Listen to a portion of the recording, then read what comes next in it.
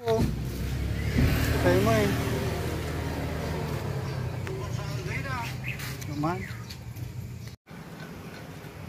Yan, good morning mga paps. So may inaayos ulit tayo na raider ngayon. Galing pa sila paps sa Libon Albay. So yun. Dalawang raider yung dinala sa atin. Yung raider na yan. Tsaka to. Kinarga na lang nila sa L3.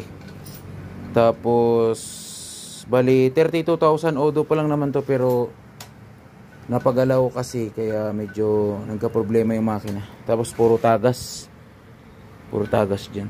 So, tignan natin kung anong nangyari dito sa motor ni Pap. Sana maayos natin. Singaw lang talaga yung pipe. Pero makina, high-mech na.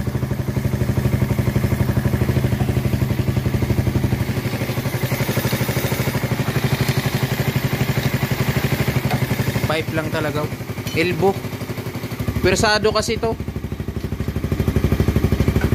Pag binolt mo dun, yung butas nito atras, dapat 0-0 dito para hindi mapwersa na pag ganun yung yung elbow ang yung elbow ang problema nito ito. Hindi siya talaga sukat sa Raider.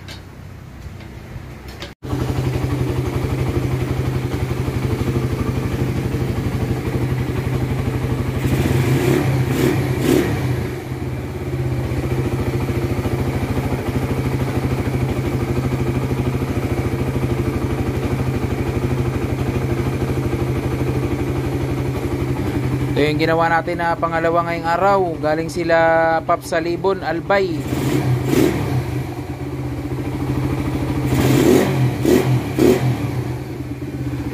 Daming pesa oh.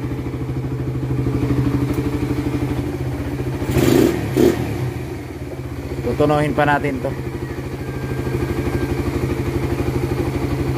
Sobrang pa.